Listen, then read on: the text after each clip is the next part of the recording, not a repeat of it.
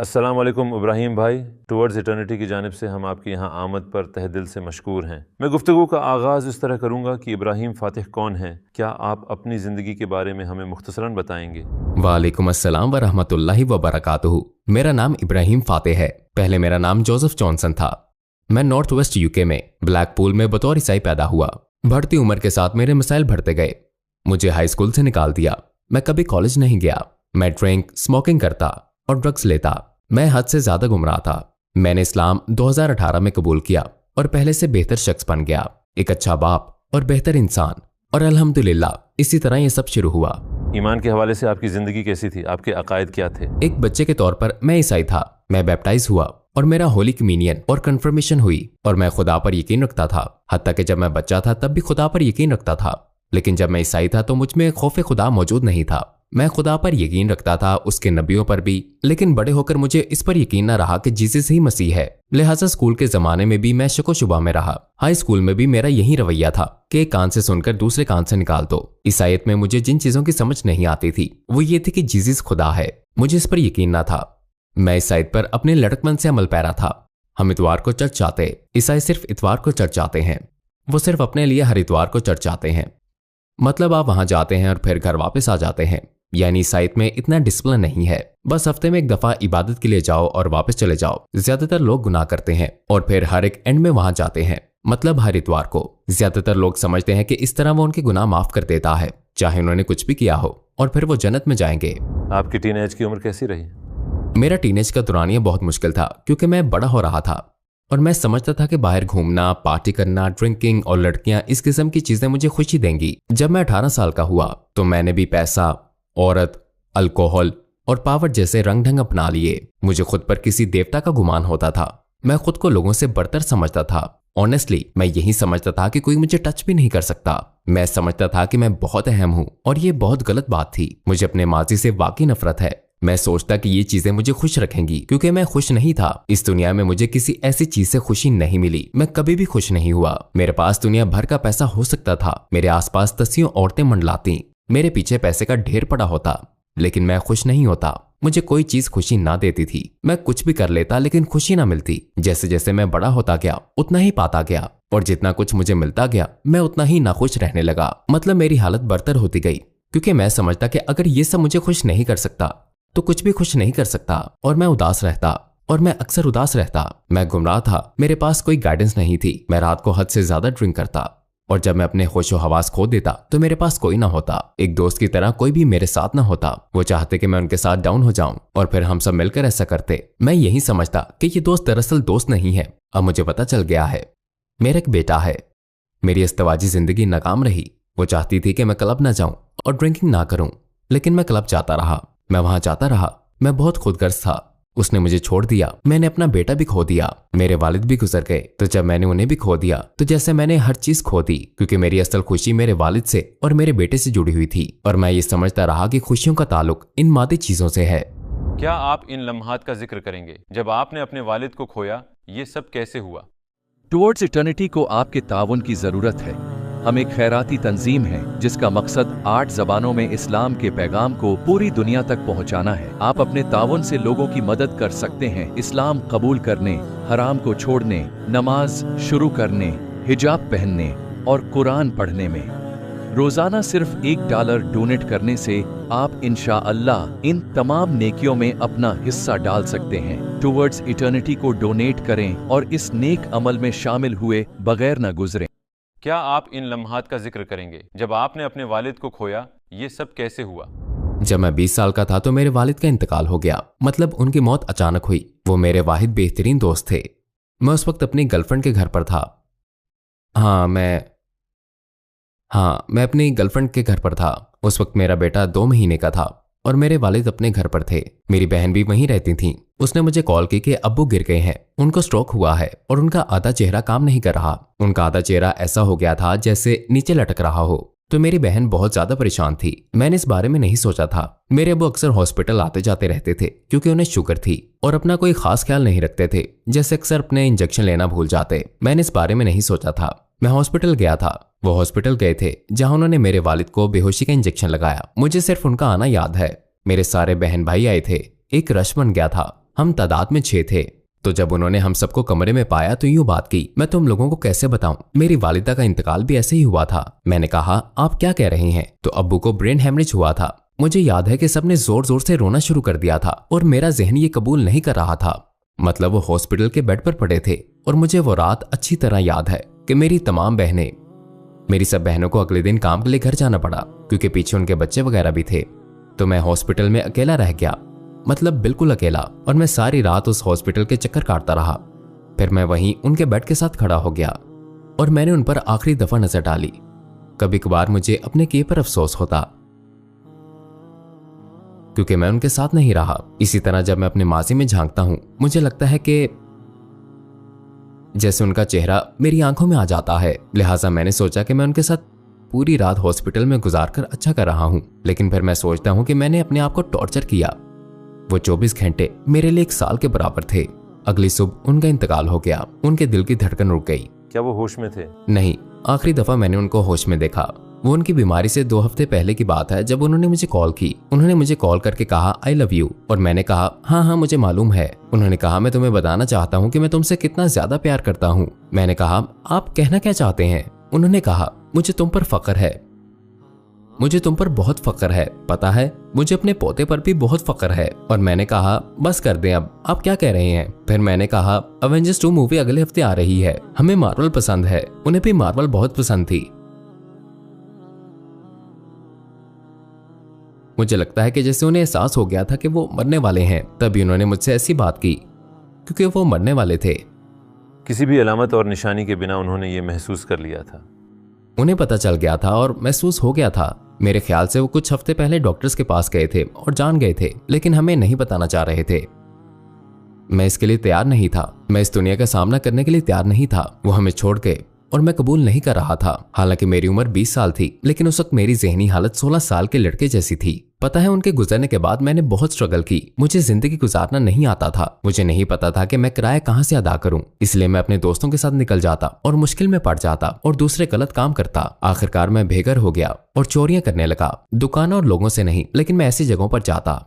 अस्सलाम वालेकुम भाइयों और बहनों, हमें एहसास हुआ है कि हमारे चैनल पर 80% नाजरीन बशमूल इस वीडियो के हमारे सब्सक्राइबर्स नहीं हैं। जैसा कि आप जानते हैं कि हम गैर मुनाफे बख्श तंजीम हैं और हमारी वीडियो पर इश्तहारात गैर फ़ाल हैं। टुवर्ड्स इटर्निटी सिर्फ एक यूट्यूब चैनल ही नहीं बल्कि एक मदरसा भी है। यहाँ हम खुद को और नौजवानों को इस्लामी तालीम से आरास्ता करते हैं। लिहाजा हमारे इस मुतालबे का वाहिद मकसद सच्चाई को फैलाना है। हो सकता है बज़ाहिर ये छोटा अमल लगे, लेकिन इंशाअल्लाह ये हमें लाखों लोगों तक पहुँचने में मदद करेगा। आइए अब लाइक और सब्सक्राइब बटन पर क्लिक करें और साथ मिलकर टुवर्ड्स इटर्निटी का सफर करें। पता है उनके गुजरने के बाद मैंने बहुत स्ट्रगल की। मुझे जिंदगी गुजारना नहीं आता था। मुझे नहीं पता था कि मैं किराया कहाँ से अदा करूं, इसलिए मैं अपने दोस्तों के साथ निकल जाता और मुश्किल में पड़ जाता और दूसरे गलत काम करता। आखिरकार मैं बेघर हो गया और चोरियां करने लगा, दुकानों और लोगों से नहीं, लेकिन मैं ऐसी जगहों पर जाता जैसे हैरड्स और इसी किस्म की जगहों पर जहाँ किसी को कोई ज्यादा फर्क न पड़ता। सिर्फ किसी मिलियनेयर से चुराता। उस वक्त ना तो मेरे पास पासपोर्ट था और ना ही कोई बैंक अकाउंट था। अपने मुल्क की गवर्नमेंट वाली आईडी भी नहीं थी। मतलब मैं इस सिस्टम में फंस गया था। आईडी नहीं तो जॉब भी नहीं। मैं प्रोग्रेस नहीं कर पा रहा था और बैंक अकाउंट खोलने के लिए पैसे भी ना थे और पैसा कमाने के लिए अकाउंट नहीं था। तो इसलिए मुझे वो काम भी करने पड़े जो मैं नहीं करना चाहता था। तो उन्होंने मुझे हॉस्टल में डाल दिया, ऐसी जगह जहां सिर्फ बेघर लोग या फिर जेल से छूट कर आने वाले रहते हैं। लेकिन मुझे याद है कि उन्होंने मुझे हल सिटी के विलियम बूथ में डाला था। आपने घर क्यों छोड़ा? आपका कोई घर नहीं था? क्योंकि घर तो गिरवी था। घर गिरवी रखा हुआ था और वो बिक गया। और जब अब्बू का इंतकाल हुआ तो मैं कर्जों में डूब गया। हम पर 5000 यूरो का कर्जा चढ़ गया। मेरे वालिद के ज़िम्मे एक चीज के लिए रकम वाजिबुल अदा थी, लिहाजा हमें उसकी अदायगी करना थी। तो आपको घर बेचना पड़ा? जी हाँ, और वो एक ही हफ्ते में बिक गया। और फिर आप बेघर हो गए? जी हाँ। और बाकी सारी फैमिली? मेरी फैमिली में सबके अपने घर बार थे। मैं अपने अब्बू के साथ रहता था और वो लोग अपने बॉयफ्रेंड्स और बच्चों के साथ रहते थे। तो वहीं अना और इज्जत का मसला, मैं मदाखलत नहीं करना चाहता था। मैं अपनी बहनों पर बोझ नहीं बनना चाहता था, लिहाजा मैंने अपनी मदद आप पर ही इक्तफा किया। आखिरकार उन्होंने मुझे विलियम बूथ में डाल दिया। वो जगह अच्छी नहीं थी, लिहाजा मैंने एक के बाद एक कई हॉस्टल बदले और फिर मैंने डाउनहिल जाना शुरू कर दिया और गलत किस्म के लोगों से ताल्लुक रखने लगा। और फिर मेरी जिंदगी बिल्कुल बदल गई। ये वैसी ना थी जो मैं अपने अब्बू के साथ गुजार रहा था। फिर मैं इन सब बातों से गुजरा और ये सब किया। मैंने क्लब जाना शुरू कर दिया क्योंकि मैं इस जगह से निकल जाना चाहता था और बैंक अकाउंट और आईडी हासिल करना चाहता था, जो कि मैंने कर ली थी। पहले मैं कोई ड्रिंक नहीं लेता था, लेकिन अब्बू के मरने के बाद मैंने बहुत ज्यादा ड्रिंक लेना शुरू कर दी। क्योंकि मैं हर वक्त बीमारी और थकन से भर चुका था। मतलब मैं बहुत ज्यादा तकलीफ में था और मेरी हालत आहिस्ता आहिस्ता बदतर होती गई।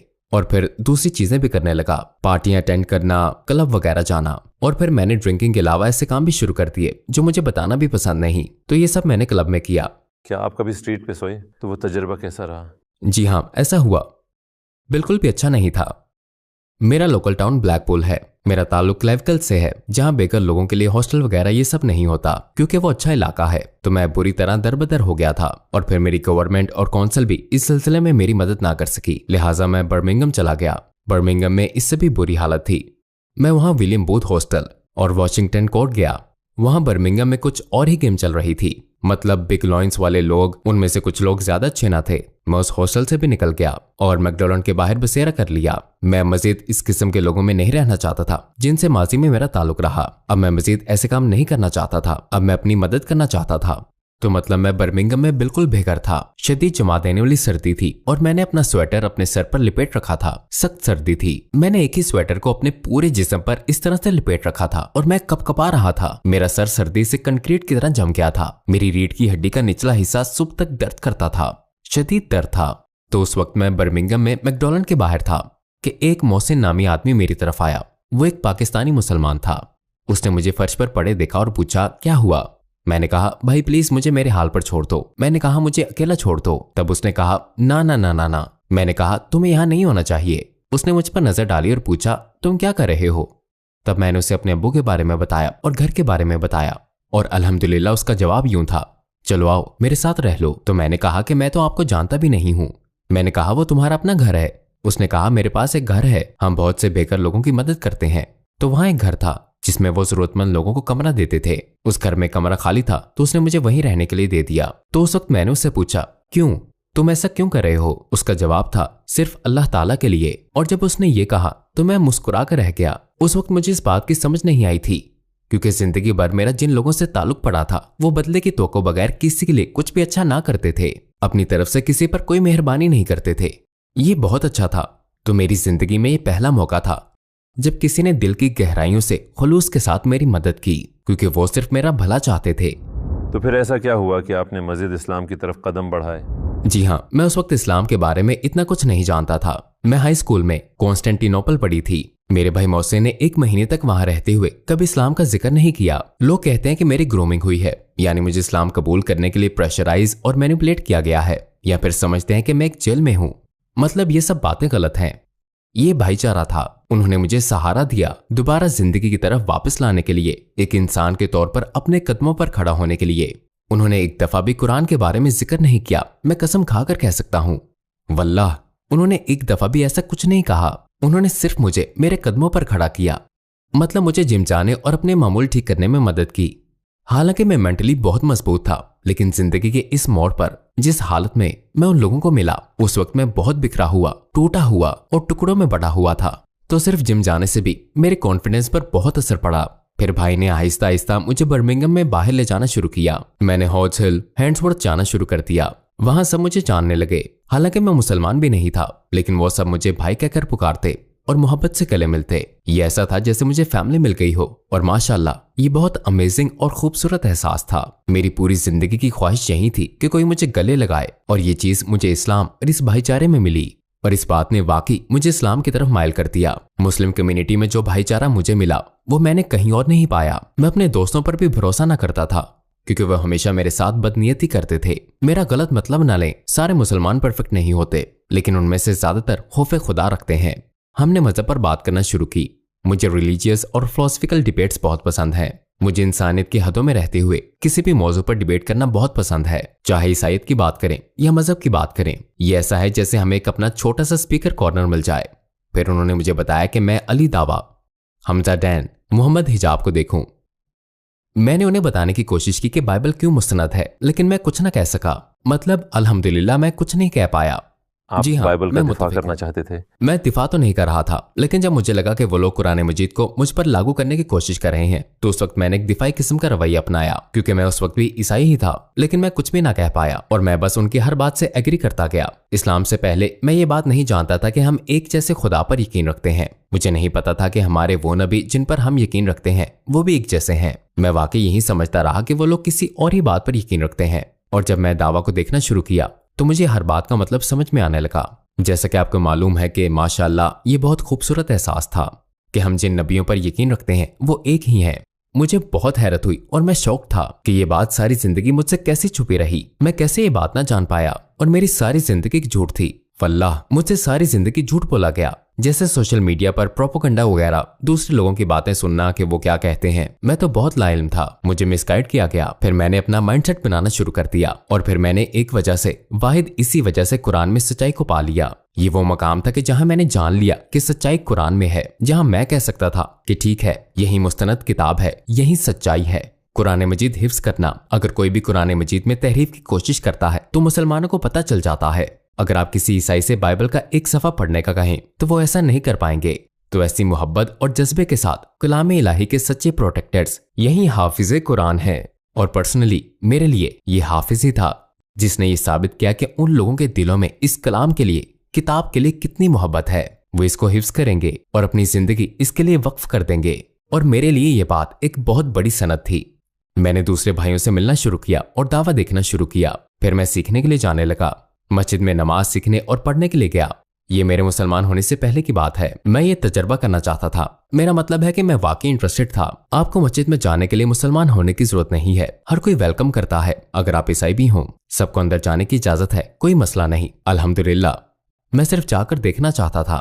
जब मैं पहली दफा मस्जिद गया तो मैं बहुत नर्वस और खौफजदा था। मैं इसलिए नर्वस था क्योंकि मैं डर रहा था कि ये लोग मुझे कबूल नहीं करेंगे। जब मैं अंदर गया तो सब लोग मेरी तरफ आए, मुझसे गले मिले और मेरी पेशानी चूमी। उन्होंने मुझे गले लगाया और कहा सलाम। क्या आप अपने हुलिये के हवाले से हिचकिचा रहे थे? इन टैटूज के साथ पहले मुझे ख्याल आया कि मैं इन टैटूज के साथ एक मुसलमान कैसे बन सकता हूँ, क्योंकि जाहिर है मैंने सुन रखा था कि इस्लाम में टैटूज हराम है। तो मेरे लिए मुश्किल खड़ी हो गई। मुझे लगा कि मुसलमान मेरे लिए इस बात को मुश्किल बना देंगे, लेकिन ये सब सच नहीं था। उन्होंने सीधा यही कहा, अल गफूर अर रहीम, अल्लाह ताला बहुत माफ करने वाला है। इससे कोई फर्क नहीं पड़ता कि आप पहले क्या करते रहे। एक दफा आपने इस्लाम कबूल कर लिया तो आप पैदा हुए बच्चे की तरह पाक हो, बिल्कुल ब्रांड न्यू, साफ स्लेट की तरह। आपके गुनाह माफ कर दिए जाते हैं। मैं बहुत से ऐसे आदमियों से मिला जो पहले ड्रग डीलर्स हुआ करते थे या मुजरिम कातिल होते, और वो आते, तौबा करते और अल्लाह ताला से ताल्लुक बना लेते, और ये पैदाइशी मुसलमान थे। और वल्लाह ये सब मेरे लिए बहुत पुरजोश थे। मेरा जज्बा भी बुलंद हुआ और मैंने उनको म्यूचुअल अंडरस्टैंडिंग से सुना। पता है यूके में हम एक ही जगह से आते हैं, हम में से बहुत से, और ये वो लोग हैं जिन्होंने इस्लाम के जरिए अपनी जिंदगी की इस्लाह की। इस बात ने मुझे बहुत अपील किया। मैंने कई दफा लोगों को मेंटल काउंसलिंग के लिए रिहैबिलिटेशन से गुजरते हुए देखा। मैंने लोगों को इस किस्म की रिहैबिलिटेशन की कोशिश करते देखा है, चाहे वो मेंटल हेल्थ की हो या ड्रग्स की लत की हो, कुछ काम नहीं आता। मेरे साथी तजर्बे के मुताबिक इस्लाम वाहिद साबितशुदा रिहैबिलिटेशन की किस्म है जो एक इंसान को बदल सकती है, उसको अंधेरों से निकालकर उसके दिल जेन्युइन को बदल देती है और सिर्फ मोहब्बत से भर देती है। और वल्लाह अल्हम्दुलिल्लाह मैंने ऐसा पहले कभी नहीं देखा। मतलब ये सब माशाअल्लाह माशाअल्लाह मैंने पहले कभी नहीं देखा था। इसने मुझे बहुत मुतासिर किया। इस वक्त मैं डॉक्टर जाकिर नाइक को देख रहा हूँ। मैं टोपी और जुब्बा भी पहन रहा हूँ। हालांकि जब मैं पूरा मुसलमान भी नहीं हुआ तब भी कसीदा बुर्द शरीफ सुन रहा हूँ। मतलब मैं हर चीज सुन रहा हूँ अल्हम्दुलिल्लाह। फिर मैं कहता हूँ मोहसिन, उसका एक बेटा जकरिया भी था। मैंने कहा मैं कलमा शहादत पढ़ना चाहता हूँ, मुसलमान होना चाहता हूँ। और फिर आपने शहादत देने का इरादा किया? शहादत देने का इरादा किया और फिर शहादत देने के लिए मैं बर्मिंघम की ग्रीन लेन मस्जिद में गया। मुझे अभी भी कल की बात लगती है। मैंने मोहसिन के बेटे को शहादत देने के लिए अपने साथ लिया क्योंकि वो मुझसे एक भाई की तरह मोहब्बत करता था। दूसरा, मैं उसके ज़ेरे तरबियत था। वो मुझे भी वो सारी चीजें सिखा रहा था जो उसके वालिद ने उसे सिखाई थी। वो मुझे इस्लाम और कुरान के बारे में सिखा रहा था। मुझे उससे बहुत मोहब्बत थी। वो मेरे दीन का हिस्सा है। तो जब मैं वहां पहुंचा, वल्लाह मुझे ऐसा लगा, मतलब ये एहसास उस वक्त भी पैदा नहीं हुआ जब मैं ईसाई था। जब मेरे अब्बू का इंतकाल हुआ उसके बाद मैं सारे बुरे काम करता और मैं उन्हें बुरा भी समझता। मैं तौबा करने की कोशिश भी करता कि ऐ खुदा मेरी मदद कर, मुझे ऐसी सिचुएशन में डाल दे जहां मैं बुराई से निकलकर कुछ अच्छे काम कर सकूं। मैं तौबा की कोशिश करता, कन्फेशन कहता। एक दफा मैं कन्फेशन के लिए गया और बॉक्स में मौजूद आदमी के सामने अपने गुनाहों का इतराफ किया। उस वक्त भी मैं सोचता था कि ये सही नहीं है। मुझे खुदा से माफी मिलने का एहसास नहीं होता था, खुदा वाली कैफियत नहीं महसूस होती थी। मुझे महसूस नहीं होता था कि खुदा मेरी दुआओं का जवाब दे रहा है। लेकिन जब मैंने शहादत दी, अशहदु अल्ला इलाहा इल्लल्लाह व अशहदु अन्ना मुहम्मदुर रसूलुल्लाह, तो पता है मुझे वाज़ेह तौर पर माफी और सुकून का एहसास हुआ। जब मैंने ये कर लिया तो मुझे अपना आप नौज़ायदा बच्चे की तरह लगा। एक नौज़ायदा बच्चे की तरह मुझे खुशी महसूस हुई। माशाअल्लाह माशाअल्लाह। मुझे एक मोहब्बत भरे एहसास ने घेर लिया और वहां मौजूद सब भाइयों ने मुझे गले लगाया। लेकिन सबसे बढ़कर यह था कि मुझे वाकई माफी का एहसास हुआ और मुझे इसी एहसास की तलाश थी। माफी का एक एहसास जिसके बल पर मैं नई स्लेट शुरू कर सकता था, जहां मेरा माजी मेरे पीछे से झांक कर मुझे टॉर्चर नहीं कर सकता था, मतलब मुझे अजियत नहीं दे सकता था, क्योंकि अल्हम्दुलिल्लाह अल्लाह ताला की ज़ात बहुत माफ़ करने वाली और रहम दिल है। आपके कबूल इस्लाम पर आपकी फैमिली और क्लोज सर्कल का क्या रिएक्शन था? पहले तो मेरी अम्मी ने कॉल की, मेरी बहन ने कॉल की। उन्होंने मुझे समझाया कि मैं एक दहशतगर्द बन जाऊंगा। वो समझ नहीं पा रही थी, इसलिए शुरू में उन्होंने तावन नहीं किया, मनफी अंदाज में भी नहीं। मेरी बहन ने भी यही कह दिया। लेकिन वल्लाह अब वो सब मेरी हौसला अफजाई करते हैं और मेरी वालिदा मुझे बताती हैं कि उन्हें मुझ पर कितना फख्र है। और माशाअल्लाह मेरी हमेशा से यही ख्वाहिश थी। आप नहीं समझ सकते कि कितना अच्छा है, मतलब आपकी वालिदा आप पर फख्र करे और आपकी फैमिली आपका साथ दे। तो अल्हम्दुलिल्लाह इस्लाम और कुरान मजीद की बदौलत मुझे फैमिली और फैमिली की मोहब्बत वापस मिल गई। मुसलमान बनने के बाद लोग आपके टैटूज को देखकर कैसा रिएक्ट करते हैं? ये कुछ मिली जुली सी राय है। अब बहुत से लोग तो अल गफूर और रहीम जैसा परसेप्शन रखते हैं। उन्हें कुरान मजीद और अल्लाह ताला की सिफात का बखूबी इल्म है। अल हुक्म जज है, लिहाजा किसी को जजमेंट का हक नहीं। लेकिन बाज़ औक़ात जब मैं उम्रे पर जाता तो कुछ आंटियां ऐसी होती, मैं कहता आंटी मुझे अफसोस है। अस्तगफिरुल्लाह, आपको ऐसे अंकल्स भी मिलते हैं जो अफसोस करते हैं।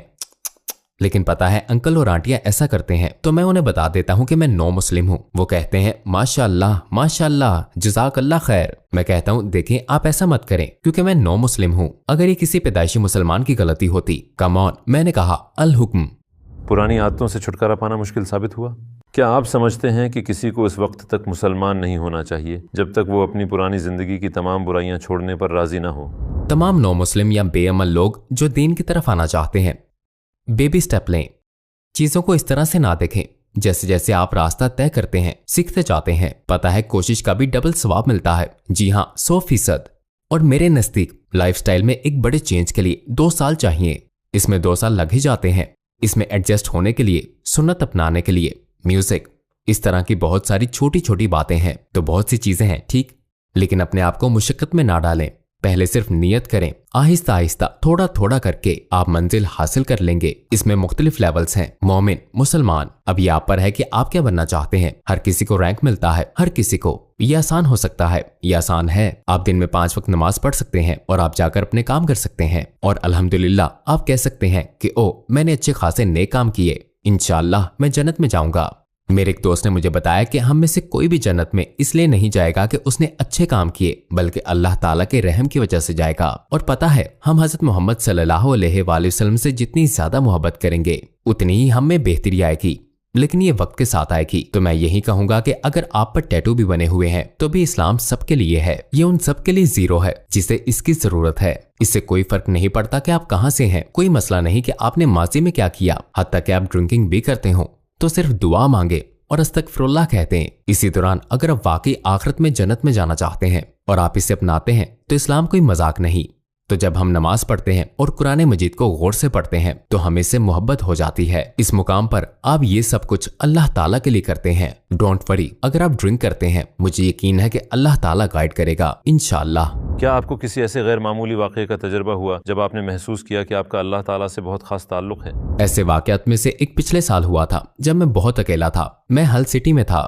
वहां मैंने एक मस्जिद जाना शुरू किया और फिर मैंने टिकटॉक पर एक वीडियो बनाई सिर्फ ये कहने के लिए कि मैं एक मुसलमान हूँ। 1 साल पहले की बात है, शायद 9 महीने पहले। और फिर मुझे याद है कि मैं जागा तो टिकटॉक पर मेरे फॉलोअर्स 1 लाख हो गए थे और फिर वीडियो वायरल हो गई और मुझे बहुत मोहब्बत भरा एहसास हुआ, जैसे मेरी दुनिया पर उम्मत की मोहब्बत के दरवाजे खुल गए। उस वक्त भी मुझे डर था कि पता नहीं ये लोग मुझे कबूल करेंगे या नहीं, और मैं इस्लाम के बारे में बहुत ज्यादा पुरजोश था। इसलिए मेरी हमेशा से यही ख्वाहिश और कोशिश रही कि मैं दूसरे लोगों को भी इस्लाम के बारे में बताऊं कि कितना अमन पसंद मजहब है। और जब से मैं ऑनलाइन हुआ हजारों लोगों ने टैटूज के हवाले से मेरे लिए दुआ की। इस बात ने मुझे मजीद स्ट्रेंथ दी और मेरे दिल में बेतहाशा सुकून उतरा।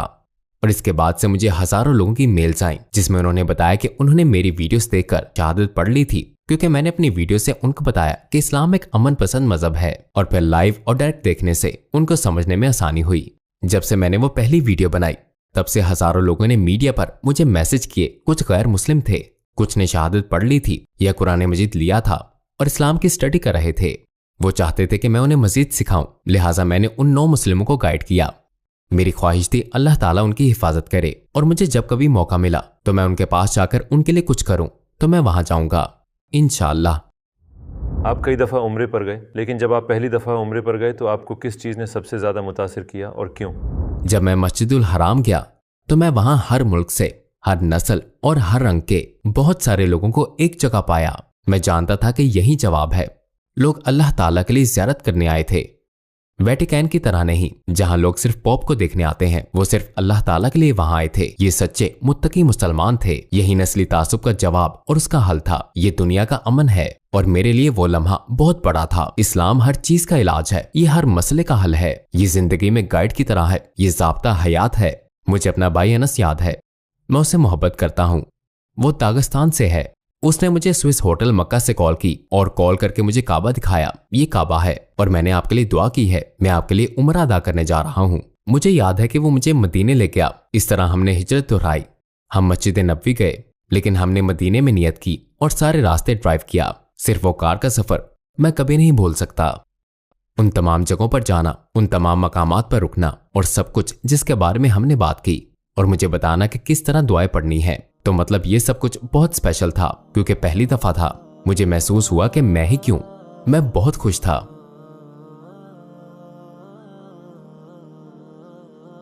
इस्लाम से पहले आपकी ज़िंदगी का मकसद क्या था और इस्लाम के बाद क्या मकसद है? इस्लाम से पहले मेरी जिंदगी का क्या मकसद था? कोई मकसद नहीं था। मेरे पास कोई गोल नहीं था। मुझे पता ही नहीं था कि मैं जिंदगी में कहाँ जा रहा हूँ। मुझे पता नहीं था कि क्या करना है। जब मैं सोकर उठता तो मुझे पता ही नहीं होता कि मुझे कैसा होना चाहिए, मुझे क्या सोचना चाहिए, लोगों के साथ कैसा रवैया रखना चाहिए।